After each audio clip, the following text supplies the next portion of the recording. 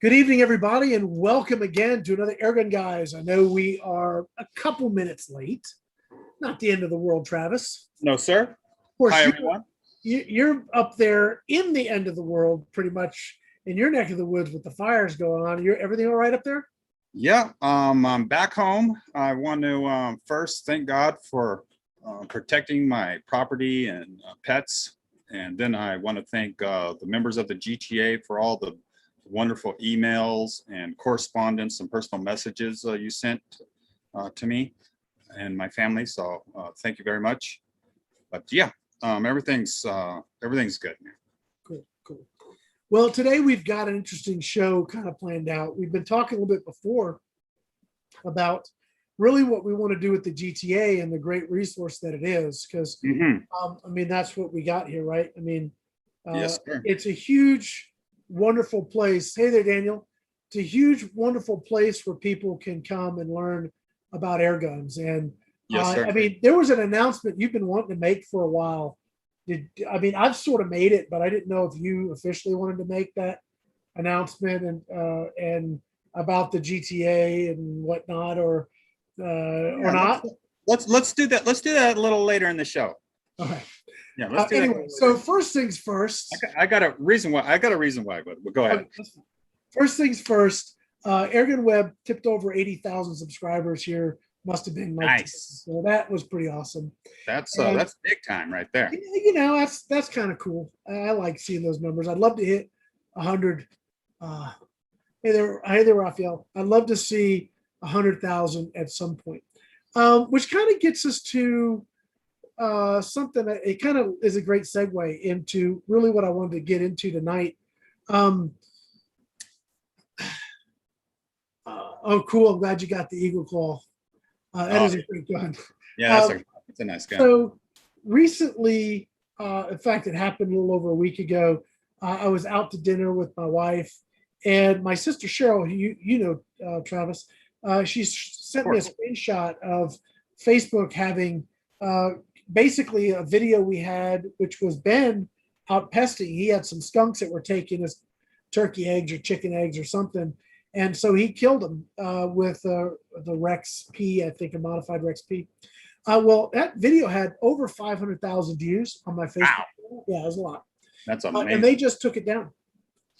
No warning, no nothing. Bye-bye. No nothing. No one to call though. See, this is what I hate, Rick, and I hate to step on your train of thought, but what bugs me the most about that is that there's really nothing you can do about it, and no one you can physically call and say, hey, here's my point of view about this. There's really no recourse. Yeah, it's just so sorry. And what happened, when you get the notice, there's an option to, fight it. Yeah. No, I do not agree with this. And unfortunately, Cheryl just didn't know better. So she backed out of the screen and then let me know. Well, I got home. And unfortunately, if you don't do it right then, if you don't appeal it right then, you're just SOL. So I went through a week going back and forth with Facebook. And I have to say they were pretty quick on the response to their emails. And they sort of stepped in it. And when I have all the correspondence, and I don't know if this would be a GTA thing or just. I would post it on the GTA. I have all the emails, the entire thread of everything. And just get a perspective of what other people think, because they're going to think pretty much what you and I think. So really what it was is they pulled the content because it promoted violence. Well, and they said that specifically, it promotes violence. That's why we pulled it. I said, well, we're talking about legal and ethical pesting, right, or pest abatement, which you've got hundreds of thousands of videos doing the same thing. I've got customers and clients with followers into the millions that have hundreds of, I don't know, tens of millions of dollars possibly invested in their pages. And you're telling me now that every stitch of their content's in jeopardy. Well, they started backpedaling a little bit after that, and really they would never actually answer the question, which is what I found with both YouTube and Facebook. That's right. Talk to anybody. You get a canned response and nobody will be straight up. Now, there was one guy that I said, look, I'm going to make this really simple for you. And I just asked him 4 questions. And one was, are you saying that because the footage is gone, you really have no way of telling me why it was removed? Yeah, that's correct. So, all of the stuff that it was removed for this, it was removed for that, they don't know. It's just, they are just, It's arbitrary. yeah, they're just putting it out there. Yeah. Well, And the thing too is, you're talking about a company that's hired a whole bunch of very young adults with not a whole lot of common sense, and they're making decisions that can cost people tens of thousands of dollars without thinking about it, without doing any research. Or just, oh, well, I don't like hunting, so let's get rid of that. So it's sad. And it's not right. And there's no recourse. Like I said, you can say, your point of view, but it rarely changes anything. Well, and there is no logic that you can bring to bear. There is no. Yeah, and here's my perspective. Okay, Mm-hmm. and I know this will be, some might not agree with this. This Facebook and YouTube, they are there, but they own it. Okay, I operate on their platform at their pleasure, in a sense. It's not mine. I don't pay for it. I'm not paying to be there. Now they're earning money off of me, because even if you have ads, they take 45% of the ads before you see a penny of it. So even if you, and now according to the rules, if you don't even want to monetize, they can monetize your stuff even if you don't want it monetized. That's their new rule. So it is their platform. They get to change rules as they go. Okay, I get it. Yeah, it's like playing a football game with a bunch of refs who don't know any of the rules. Well, actually, they know them the up rules. as they go. They just keep making them up as they go, or interpreting them in their own favor.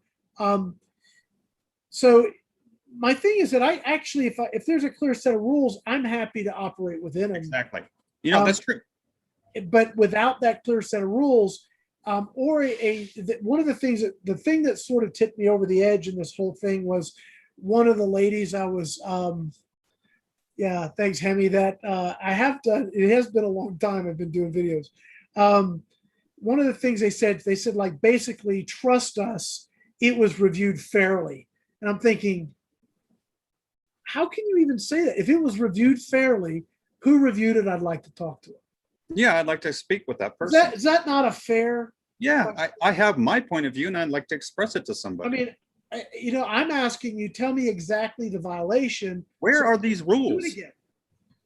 Well, they have rules, but they're very generic. That's what I'm saying, though. There's nothing specific. So exactly, it's not specific at all. Well, and Raphael's actually bringing up the point which you and I were talking about. So this is what we're doing, okay? And this isn't the only solution, but I think this is a good start for us right now. The GTA has thousands and thousands of members, and you don't have to be a member to actually go and read the material. No, you don't. So you can become a member. You can become a member and contribute if you want, but just to go and partake in the material, you don't have to. You don't have to do it. I mean, we're serving about, depending on what day, it could be between 35 and 60,000 page views a day. Right. That's a lot. I mean, that's not insignificant. That's a bunch. And we got 20,000 registered members, and we turn away, as you know, Rick, 2/3 of those. So we've got, beyond that, just to talk about the advertising, there's over 2 million banner ads are served per month. So my point is, it's not just an insignificant presence. It's a significant world wide Airgun presence. So what we're going to do, we're going to create a section on the GTA for independent creators. I don't care who you are. If you want to put your stuff on the GTA where it will not get taken down, you're going to be free to do that. And this is going to be really simple. We are going to have a set of clearly defined guidelines, okay? Like specifics, very specifics. Yeah. And if there's something that we feel crossed the line, we're going to call you. And we're going to say, hey, we think this crossed the line. Yeah. Hey, yeah, Tommy, we don't blow up pigs on live TV. Yeah. So, I mean, I think they do it on YouTube, though. Yeah. but here there is going to be a caveat, and we talked about this a few weeks ago. You're going to need to embed your stuff. There's other places that harvest your material from YouTube or wherever. We're not going to do that. We're not going to try and do that. No. You're going to need to post your stuff, and it's going to be by category. So brake barrels would go, or springers will go into brake, whatever. Big bores. Yeah, it's going to go into a category. It's not going to be by contributor. So AirgunWeb won't have a page, but I'll probably put all my stuff on there, but into the right categories. The other caveat's going to be you're going to have to embed from Vimeo. That's Vimeo, and you need to have a business account with Vimeo and embed from Vimeo. Now, here's why we're making that distinction. One, it's a paid service. You have a contractual agreement with them. And they're actually, you can email them. I emailed them about hunting videos, and they said if it's ethical and safe, it's, you do it right, it's legal, that's fine. If you're over there pulling the hair off a dog, they call that cruelty to animals. That's not permitted. Hunting is not. It's pretty straightforward there. So, I was really pleased that I actually got an actual answer. So look, if you're a content creator, here you are. I don't care if we're friends or we're acquaintances or you hate my guts. I don't care. If you want a place to put your stuff where it's not going to get yanked by someone who doesn't understand what you're doing, right? And we're going to have this up and going very soon. Now, I would say this: reach out to me via email. It's rick@gatewaytoairguns.com. Super easy. Or you can reach out to me anyway. Rick, I would like to be able to publish my stuff on GTA. Great. We want to have you. We're not going to charge you. You do need to embed from Vimeo, and if you don't, we're gonna tell you to stop. It's really simple. Because I don't want to give Facebook and YouTube any more play. No. And I will use it until I can't. But I am also going to start leveraging all of my content is going to go on the GTA. It's going to have a separate gate, they're called, and that's going to then be broken down into these categories for content. So we hope you guys that use YouTube now, use Facebook, great, keep using it, whatever. But I really want to encourage you to come over to the GTA, take a look at it, become a member, engage with the folks there. Look, nothing is perfect. So, there are people there that have personalities. Heck, I have a personality. Sometimes my personality can rub people the wrong way. Hey, that's part of being a human. That's part of life. That's it. We're all different. We're all different. But the fact is this, though. You and I working together set down a set of rules that's clearly defined. Yeah. That's easy to follow. And if you have any problems, you just call one of us. Yeah, I think that's a really easy way to do it. I'll tell you a dialogue I had with a guy here recently. And it actually turned out to be a good dialogue. So it started off a little contentious. I actually emailed you about it, Travis. The gentleman had a post that got pulled. Well, the post was talking about how to make a homemade silencer.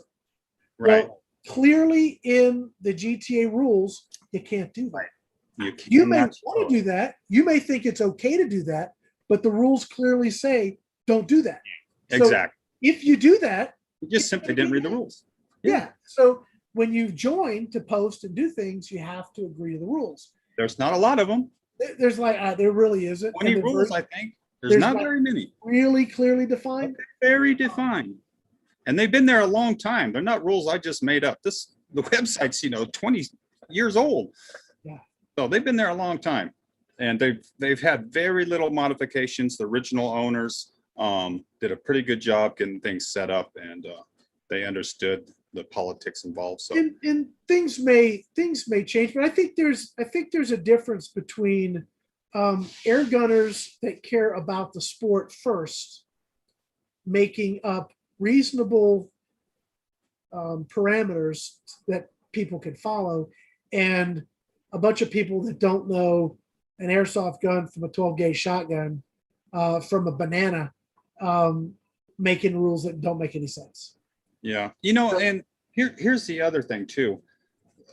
Not only, let's take, for instance, a couple content providers a couple years ago got everything shut down on YouTube. I mean, they shut their whole channels down. You remember this? Well, I was one. I lost in fact, my channel really never recovered from that. Yeah. So here you got a guy who depends on this for his money, to feed his kids, to feed his dogs, to feed his family. And they just shut it down one day, don't give you any warning. Boom, you're done. Yeah. There was quite an influx of really pissed off people that emailed, called, whatever, did everything. And they eventually got them back on. But who's to say next time they're gonna get it back on? Well, if you look at really where Facebook and YouTube are going right now, it's not to the demographic that we serve. It's true. I mean, it is really not. It's to the opposite of this demographic. And our demographic, frankly, the core values of the demographic that we somewhat, you can't blanket that whole statement, but there is a demographic that we represent, which are going to be more conservative, older, different value set than correct the 20 somethings that exist now. But clearly defined. I mean, that group is really just, I give you an example. If you look at, and everybody's seen it, everybody's seen the video Charlie Bit Me, right? That's 20 years old. Bit my finger. Yeah. That's got, I don't know how billions, I don't know how many views, 10 right? million views. But I mean, I wonder, as compared to every airgun video that's ever been done, if the sum of those actually equal just how many views that one video has seen. I don't know. I mean, it would be an interesting, but I look at some stuff like, there's so many other fields that are right up YouTube's alley and right up Facebook's alley to just leverage that revenue stream they can get. I watch a lot of tech videos. I'm a computer nerd guy. Travis will know that. Oh yeah. I'm a big time, as many computers as Airguns almost. These guys will drop a video and 10 minutes later, they got 300,000 views. When you're dealing with those kinds of numbers, the airgun community, the sporting community is like not even, it's a flea. It's a bump on the flea's back that's on the back of the dog. I mean, that's where we rank. But also too, they certainly, and I know this for a fact, have algorithms that help those people and that don't help us and what we're doing. A couple months ago, maybe about a month and a half ago, my Instagram page started getting throttled back, and I could see it day to day. It was certainly happening. I had a steady increase, like just a perfect curve, of new people coming. All of a sudden, it just stopped. Then all of a sudden, it started going down, down, down, down, down, down, down, down. I'm going, what in the world is going on? And they are certainly throttling gun stuff.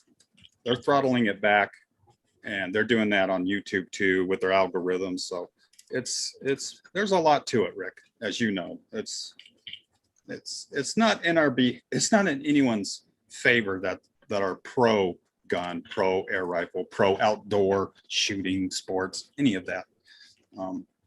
So here we are. The other thing too is that it's very difficult to try and do something on your own and have it sustainable. So there's been other people that have tried to create these massive, we're going to be the next gun YouTube thing.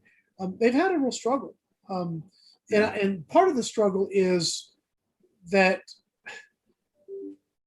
gun lovers got to stop using YouTube. I mean, you actually got to stop watching YouTube and go somewhere else. That's like a habit, but you got to start somewhere.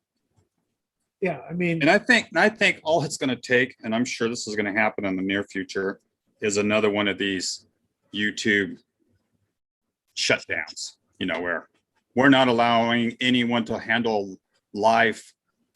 The nonsense of we handled a gun at the Airgun Expos. It's an airgun. They don't know the difference. They don't know. The only option would be to strap an orange tape on the front of every gun. But here we are, Rick, in the middle of a 6-month plan with thousands and thousands of viewers who know exactly where we set this up to get watch. And right in the middle of it, they just, without warning, Yep. Close it down Shut on it. off. Shut it off. So, I have very little faith in them, that it won't happen again, or they'll just keep changing the rules. Yeah, I So think it's the changing the rules thing is because, and it is, again, it's their platform. They get to change it.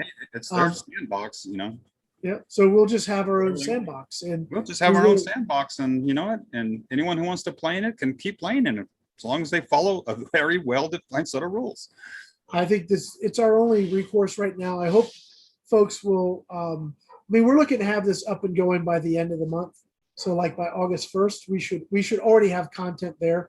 I'm going to reach out to folks and say, hey, you want to do this? Here's the rules we want people to agree to. If that's good with you, let's do it. And then that'll be great. Okay. So the other part of what the GTA, okay. So the guy's asking a question here. Now I better understand it. Steven, you're looking for a pistol scope, not a rifle scope that you can use with the Marauder with the stock. So you're looking for an actual pistol scope.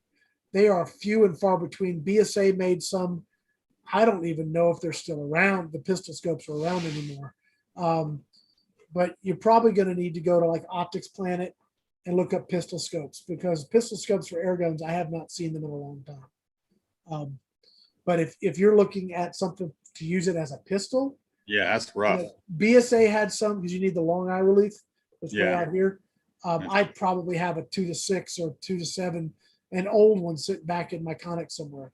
But if you're looking to run it on a pistol, not a rifle, and then that's going to be a challenge. Is he looking for magnification or Yeah, just? he doesn't want a red dot. Okay. Specifically, he wants a crosshair scope. That's where your options get really, really small. Yeah, Really. I go to Optics Planet or one of these other places. I think that's your and best. I'd go to pistol scope and then go that way. That's going to be pricey too. I'll tell you that. It could be. Yeah, BSA was really pretty affordable, but they're kind of budget scopes to begin with. Anyway.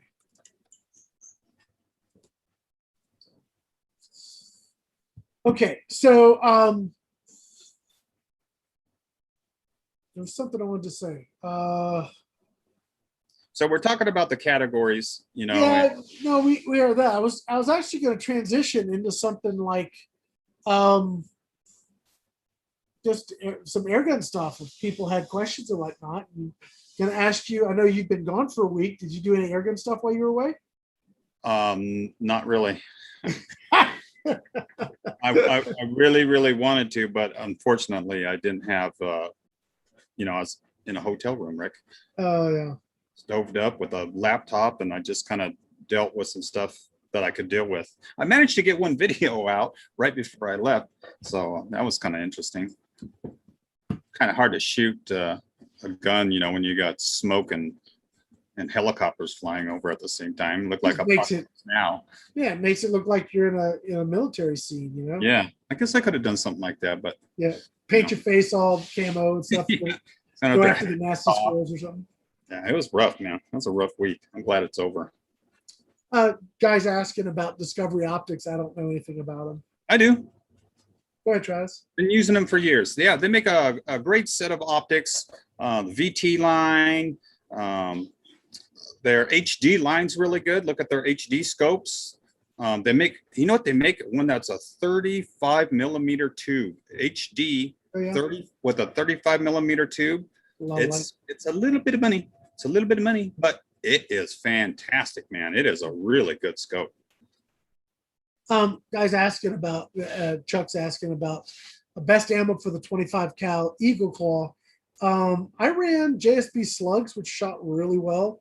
I also tried some of the Hunter Supply 25 cal slugs, which actually worked pretty good. They gave me the most power too. But also I think the Mark II heavies are probably gonna be your best friend.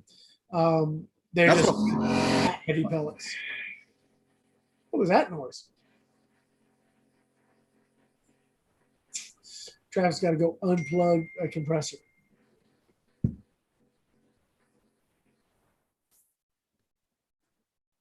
Okay. Equipment. All right. You had stuff on over there, huh? Yeah. Look for the Mark II heavies, Chuck. Yeah, Mark Those II things heavies are shoot what we were really using. well. We were shooting really good. Yeah, smash thing. Those are great. And it's a great little gun. Yeah. You know, it's not very big. It's a carbine, you know. Well, they have two. They have the long and the carbine. Yeah, I think we had the carbine, didn't we? I got the long gun. Are you sure? Mm-hmm. I'm pretty sure it was a carbine. It was a short gun. No, the Eagle Claw I had was the Eagle Claw I have is the full length rifle. Well, our carbine was really short. I got it in 22 and 25. It's really it is as far as the next iteration of the Sumatra 2500, it was just a great step up. I know people will argue that, but for me, it had everything I wanted. The 2500 didn't do, so I was pretty pleased with it. I need to take that out again. I need to go hunting here. I got to get some coyotes out of here. Well, you know, you had that rain and stuff, so that ought to get some critters moving in. We have had like 2 weeks of rain. Did Did you get the pictures I sent you? I did. Off topic, everybody, of the because you were here. There, we hadn't had rain in a year. Yeah, it was. And it was. I sent you the river. Yeah. Yeah. Stock ponds are full. Yeah, that's amazing. That's cool. We had ducks and geese landing in them the other day. Yep. That's bad. That's bad to the bone. All little frogs are out. I heard all little frogs chirping in your video. There are millions of little sons of guns. I don't know where they are, man. They all of a sudden come out with rings. So that's pretty cool. So we got a guy's got a question here. Let's hear it. Somebody crossing M4 177. Accuracy can best be described as improved cylinder at 20 yards. Well, what is it? What kind of gun? It's a Crossman. It's an M4 brake barrel, I'm guessing. And correct me if I'm wrong, but it's a 177 brake barrel that looks like an AR. Probably shooting 1,000,000 miles an hour. Well, you really got to slow it down. All right. So first thing, get some heavier pellets, like some 8.4 JSBs or some 10.3s. That's what I would. And also, you're going to need to learn how to shoot a Springer. Gas ram Springers, the same thing, guys. I mean, I grew up with Springers, so for me it's Springers. But gas rams, the same thing. You're gonna have to learn to shoot it. Don't put it on a bag. Don't use a bipod. You got to hold the gun. You got to learn how to shoot it. Take the scope off. Shoot with open sights first, and then learn how to shoot with open sights with heavy pellets. You may see your groups improve. Check your barrel lockup. When you shut the barrel, if there's any wiggle, it's never going to be shoot accurately. Check your stock screws. If they're loose, won't shoot accurately. So stock screws, barrel wiggle, take the scope off, learn how to shoot it at 10 yards with open. Throw some patches down the barrel because they're well, especially the Crossman guns. Yeah, it's probably gooey like crazy. And heavy pellets, 8.4s and 10.3s, and you may see some improvement. If that doesn't work, call Crossman, have them replace it. Yeah, they got a great warranty program. They're very good with their warranty. I got a guy asked me, is the Avenger wood stock the same as the first Avenger? Yeah, just better. I just like it better because to me it shoots nicer because of the wood stock. I think it adds more stability and firmness to the gun personally. Yeah. It's not nearly as tinny and wiggly. It really tightens up the whole chassis. I did a video. I've got 2 videos out on the Avenger, part 1 and part 2. Go take a look at them on my channel. It turned out great. My last video, ridiculously awesome shooting gun, man. It's really nice. So, oh gosh, I got a bunch of stuff coming in here, Travis. Good. Let's see. Nice to have it. Else. We'd love to see more tactical brake barrels. I agree. Okay, here David's saying this. Let me see if I read your question, David. I really need to understand this. If you put 3,000 psi in a 100 cubic foot 3,000 psi steel tank and 3,000 psi in a 100 cubic foot 400 psi carbon fiber tank, is the same amount of air? Is there the same amount of air to each tank? Yeah. It's 100 cubic foot. The tanks are the same size. The tanks are the same size. One just happens to be rated for more pressure. Yeah. So if you put 3,500 in each, you got the same amount of air. Okay, so yes, the guy's asking me Gauntlet 2 versus the Avenger. I've got them. I just been waiting for it to stop raining. I was actually talking to. Which is he asking? Which would you rather have? Well, I'm going to do a video between the two of them to show the differences. Okay, I think that's a better idea than me telling them. Look, there, I would own both personally, and they're affordable enough to do that. You could buy both of those You're for right. less than you'd pay for a high-end air gun. You're right. Way And less. if you don't like it, you could give it to a buddy of yours. I mean, For they a both discount. have their, well, I'm not going to give it away because I have in my mind Yeah, save it. the Save it for your distinctions, video. but it's going to be a multi-part video. It's not going to just be one. It'll be an overview, and then we're going to look at each particular thing in short bite-sized pieces. It'll be a whole series. So I've got to film that this week. So I'm excited about that. It'll be fun. It'll be maybe some of the first content I put up on the GTA. Yeah. So that's killer. Let's see. Let's see. But people are answering each other's questions, which is fine. I don't need to jump in on that. Guy got an LCS SK19. It's on the way. Oh, good for you, man. Do you know what Nielsen slugs work best in that in a 22? I have shot no slugs out of mine. Okay. It just shoots pellets so dang good. I don't even bother with anything. I'm a pellet guy. It makes so much power. I don't really have a need to. Guys, please realize that slugs only give you an advantage when you're past 100 yards. Yeah, there's no advantage up close. If you're shooting your backyard, there could be a disadvantage. They can be. If you're shooting in your backyard, if you're shooting at paper, if you're shooting inside 50 yards to 100 yards, yeah, use pellets. Actually are better. Yeah, I agree with you. And I even shooting game up close like that, you know. Dead is dead, just as a note. Pellets. I've killed stuff with round ball, and I've killed stuff with fancy hollow points. You know what? The dead is just as dead. Yeah. So. No, I agree with you. You need. It's only good, unless it's really windy, because they do buck the wind better too. They do, so and they have a better ballistic coefficient. I mean, there are some advantages. Yep. But if I'm bench resting at 50 yards, I'm locked in at that range anyway. Yeah, that's what I do almost 90% of my testing with 50 yards, and then most of my hunting's even closer than that. Yeah, I'd say honestly, all the hunting I do, I bet the average shot I take is less than 30 yards. Mine will be more than that probably. Yeah, you're a it'll little be more. less than 75. I'm talking average. Yeah, I know. But where I'm at, I mean, all right, so where I live, I don't hunt a lot. I do on occasion, but it's usually for utility's sake. I don't just like to go out and kill things for killing's sake.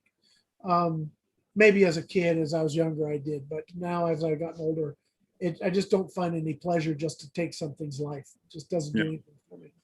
If there's a utility to it, and that utility may be testing an air gun with a pellet on game, does it work? And that, to me, there is utility in that.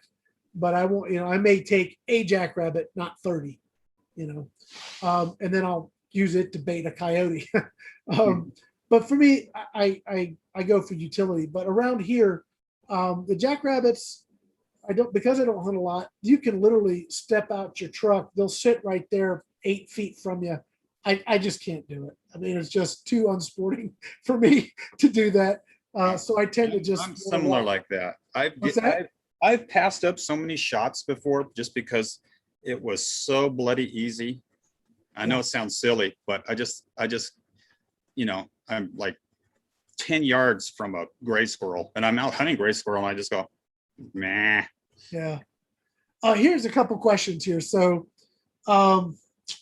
Raphael's saying, how do I know I'm getting close to the 3/4 on my scope that I have to avoid going up? I'm thinking he's talking about turning the knobs, maybe. What was the question? I'm sorry.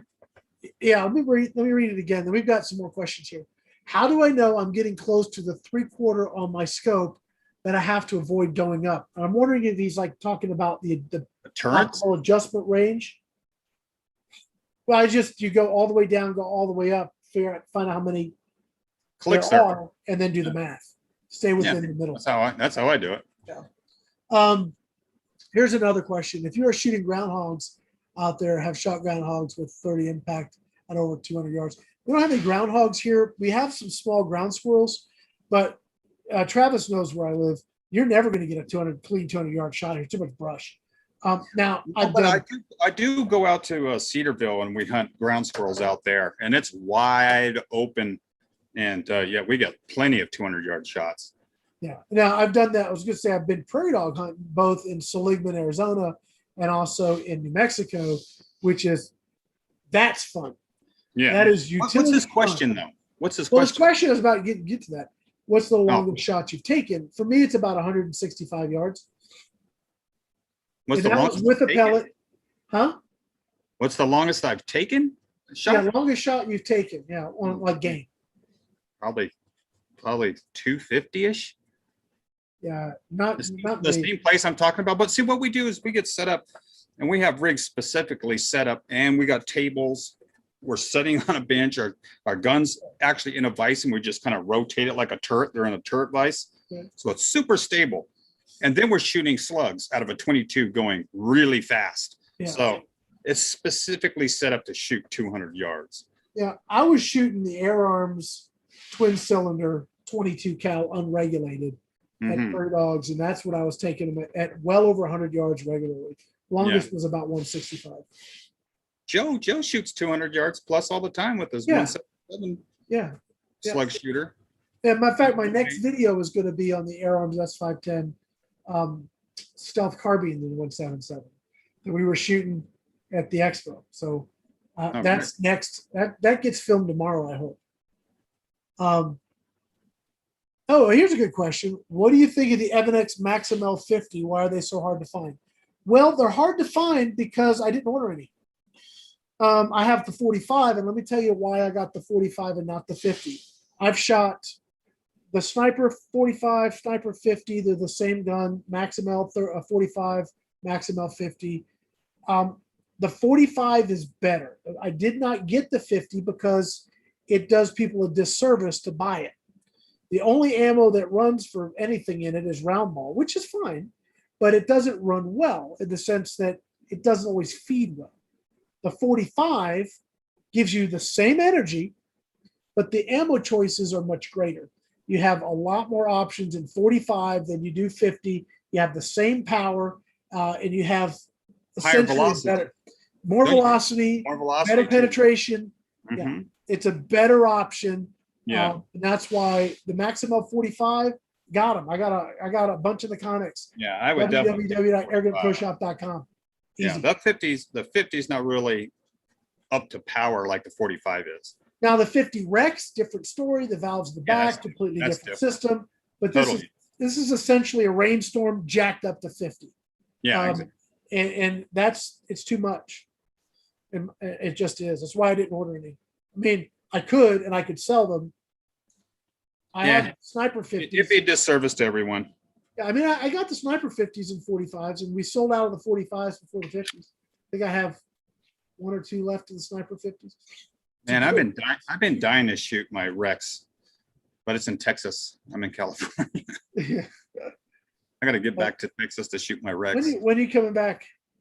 The first of next month. You're gonna drive out this way? You just flying into? No, I'm just gonna fly. No, my truck and everything's already there, so I'm just gonna fly in. That's a long drive. If you're gonna come out here and pick your compressor up, and then I don't have to ship it. Well, that's something else though. There's another opportunity for me to drive up there, but I'll talk to you about that later. Yeah. But, okay, so I guess we've shot the breeze here for about 40 minutes. Anything else you want to talk about? Yeah, people are probably wondering, man, Rick is putting in a lot of time on the GTA. He's really working in the back end of it. He's doing the GTA.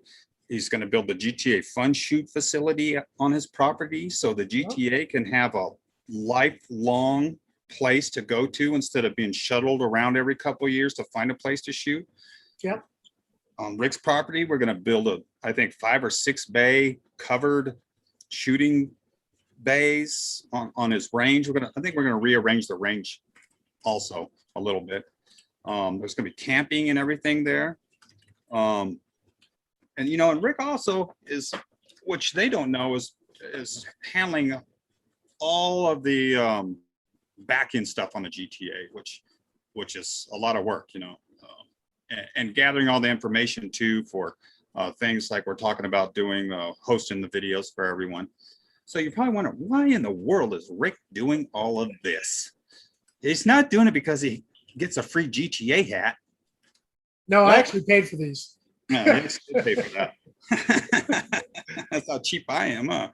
But no, the reason is Rick and I have been working together for years, and I needed help with the GTA. It was such an opportunity for me when I picked it up to expand it, to get more members in. And we've been doing really well at getting more members in, but it has such a great membership of people, and they deserve to have the best forum they can, and they deserve to have the best experience when they get there, and to have a place, like we're talking about.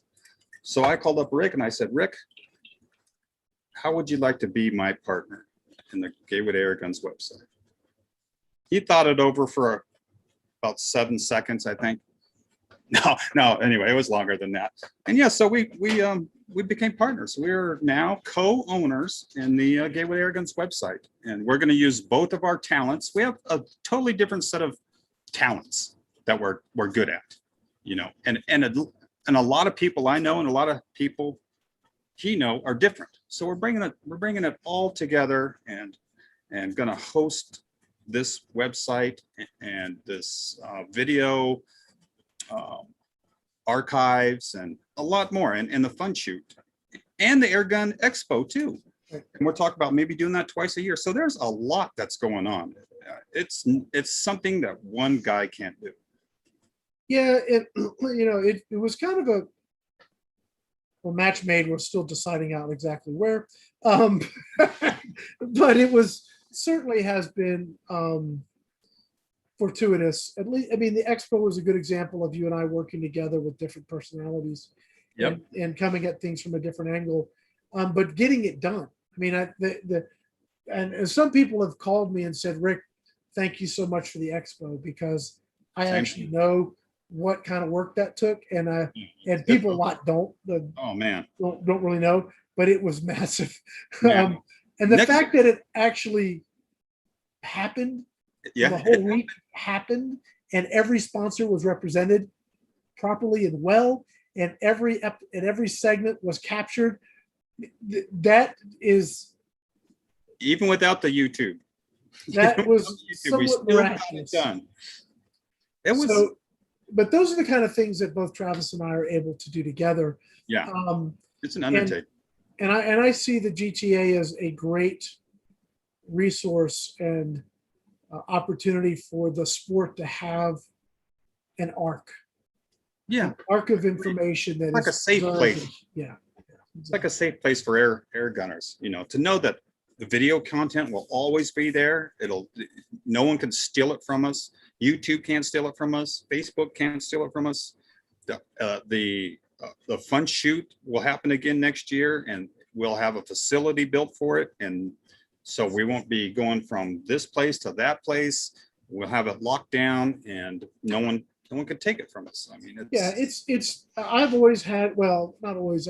I was raised in an environment of a family business, which is great because there's a ton of flexibility. There's the other side of it where that if you want to eat, you better do your damn job. Yeah. Because if you don't work, you ain't gonna eat. And as you can see, eating is important to me. So having your own thing locked down, so to speak, is something that I've always, I was raised that way. My dad always had his own businesses. So having control over your path is, to me, that's why I want to get this gateway repository, independent content creators archive, whatever we're going to call it, thing going, because Facebook could say, give us the finger, and we say bye.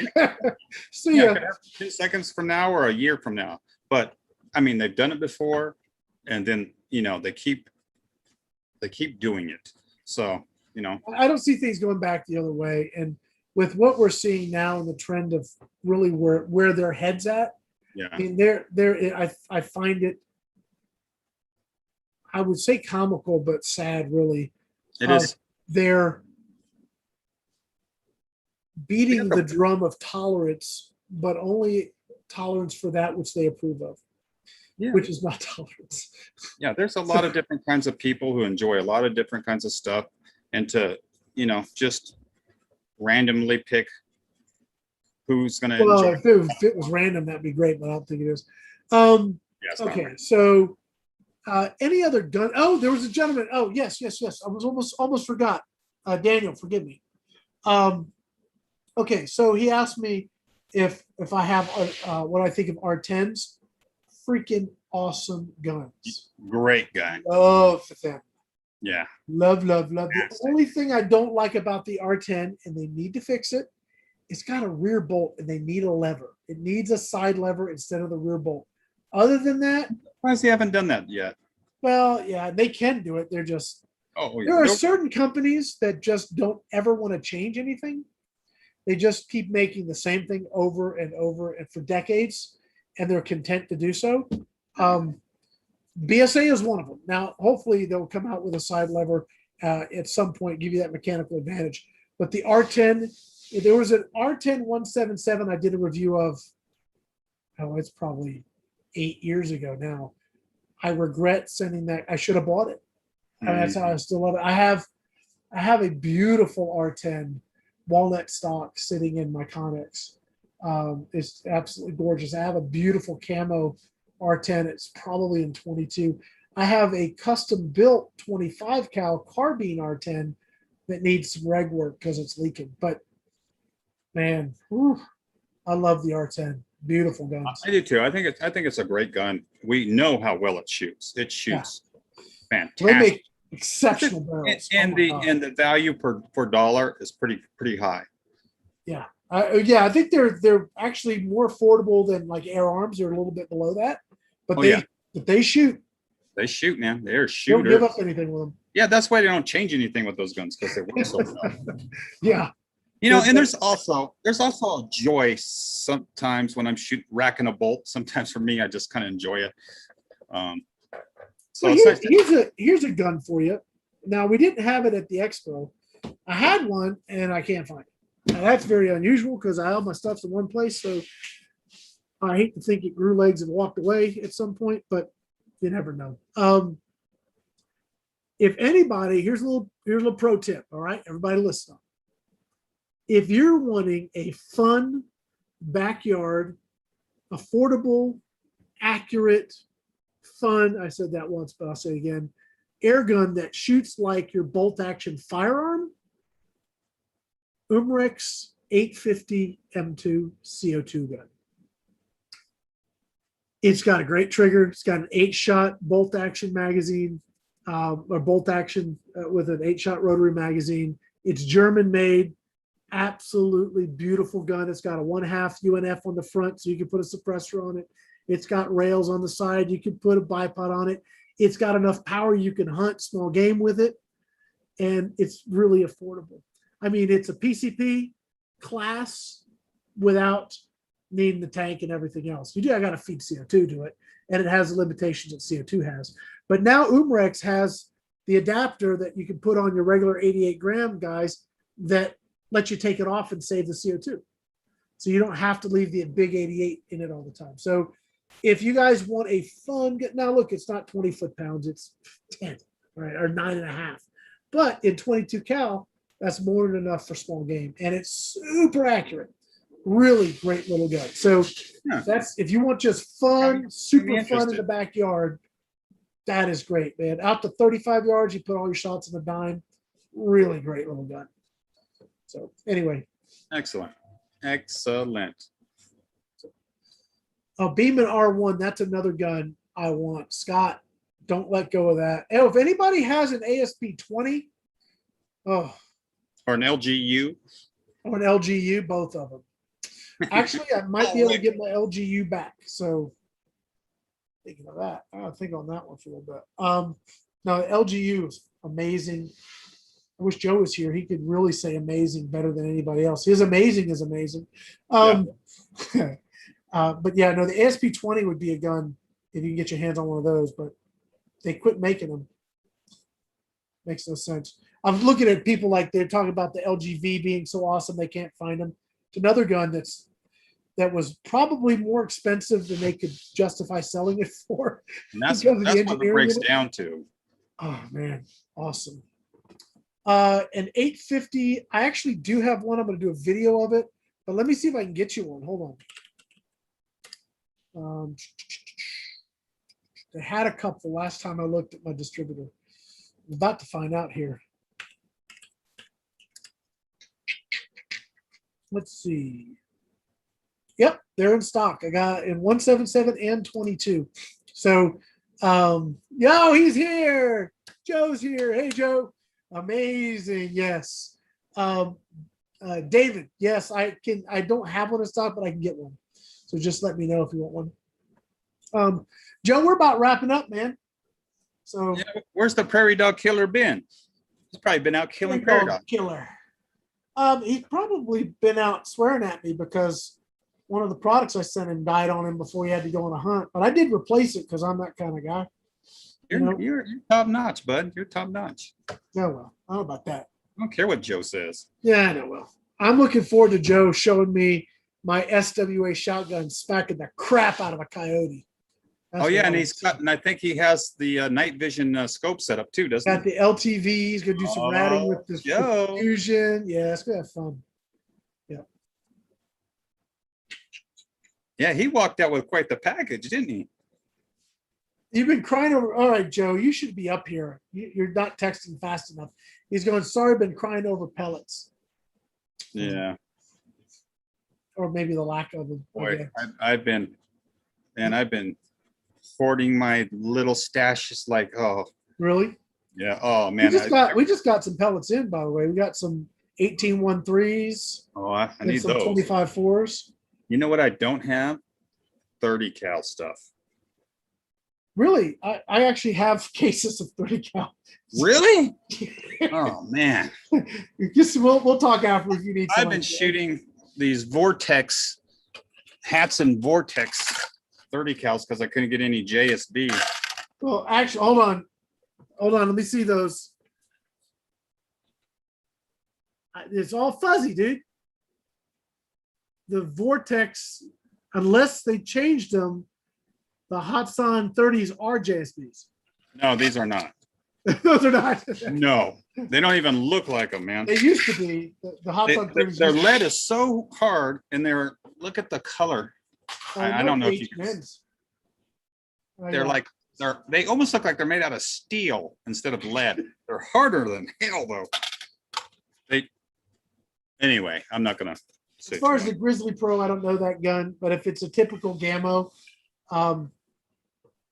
shoot heavy pellets and, I don't know what to tell you. Don't know it. Yeah. So Joe, have you got to shoot that night vision camera?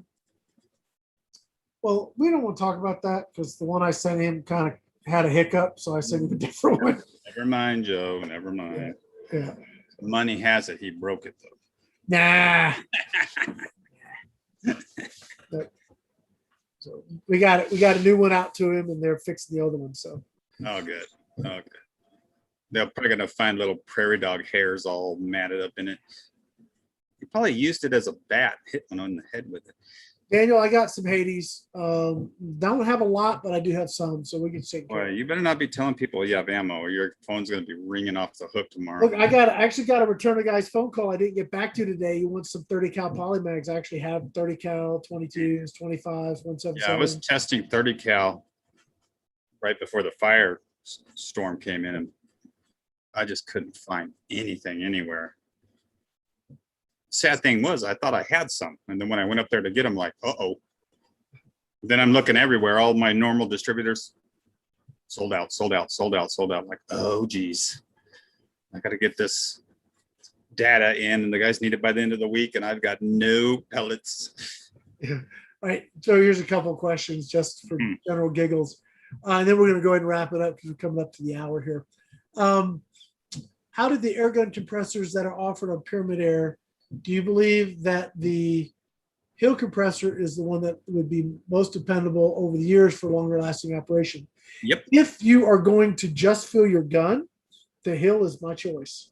Yep. If you're going to, if you need to fill bottles, you need to go up at the very minimum, the Air Venturi big one, but really you need to look at a day state, the little $2,000 day state, or a single compressor. $2,000 day state 110 operated unit is a great little compressor. Beautiful unit. Beautiful. But the Hill, if you're just filling your guns, the Hill is freaking awesome. Yeah, Hill's what, $1,200? Yeah, it's a little pricey, but it's pricey. It's well made, but man, I tell you what. But it's made in England. Yeah, but 800 more bucks, and I know that's a lot of money. Boy, then you're right into that day state, and you can fill tanks and everything else. But if you get the day state, you can't fill that. You can't fill your gun off of that. You can if it's a big bottle gun. Yeah, but I mean, realistically, you can't adjust the output. It's not. It's. But most bottle guns are 4,000 psi. 250 bar. Yeah. The day state, if you're going to fill bottles, is great. If you're going to fill guns, it's the Hill. Yeah. Yeah. Because if you buy the day state, then you need a bottle. Then you're another $500, $600, $800 into a bottle. Yeah. I mean, there's used stuff out there, but I mean, if I had the choice to buy one or the other, I'm definitely getting it. Well, I get it. I'm with you, but I got 6 bottles sitting over there. So yeah, that's true. I'm just filling my one gun. I'm gonna buy the Hill. True. That's true. You know, if I look at your back wall there, I'm gonna need the Airgun. Yes, all the stuff we're not supposed to see back there on the wall. Was a setup like this? So. Yeah. One guy asked, how does the RWS 56 kill a crow at 110 yards? How much holder at that distance? Great channel. Depends on what caliber, what pellet, what pellet wind speed, conditions, elevation. Yeah, there's a lot of information. Go to Chairgun. You're going to need to get the one app called Chairgun, and then you can put in the data, the speed, and then it'll tell you the holdover at whatever distance you put it in. Chairgun. That 110 yards with a Springer. Good luck. Good luck. Yeah. That's not what I would call repeatable. No. That. Oh, David, you've got a TX200 and a 97 on the way. Oh, lucky buck. Very nice. I'll be curious to see which one you like best. Only 97 I ever shot was a composite. I hated it. So I would like to try the wood because I heard that the weight difference, the weight distribution between the wood and the composite is dramatically different, and the wood version of the 97 is very nice, but they're very competitive with each other. So, all right, guys, that's gonna do it. I want to say thank you to everybody. Travis, thanks everyone. Thank you for extending the opportunity on the GTA. I'm looking forward to seeing what we can do with it over the course of the next forever. Yep. And I think it's gonna be fun. It is. And again, I want to thank everyone on the Gateway to Airguns for all their prayers and their emails and stuff. I really appreciate it, and it helped me sleep through those nights away from home, praying that it all didn't burn to the ground, which it didn't. That's got to be unpleasant. Like every 10 seconds, so a helicopter. I don't know if you can hear it through the mic, but every 10 seconds, a helicopter is still flying over. It's like an airport above my house still, but it's a good feeling. It's a good feeling that they're flying over and getting it done. But I'll be down in Texas pretty soon and not having to worry about fires anymore.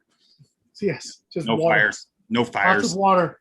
Lots of water there. I mean, we have water here too, but we definitely have a fire season. I'm getting tired of it. I'm just tired of fire season. Well, I'm looking forward to you moving out here. Guys, that's it. We're out. See you guys. Thank you for joining us tonight. Go check out Gateway to Airguns, guys, please. And log back in the Airgun guys next week. 2 weeks. 2 weeks. 2 weeks. Yep. See you guys.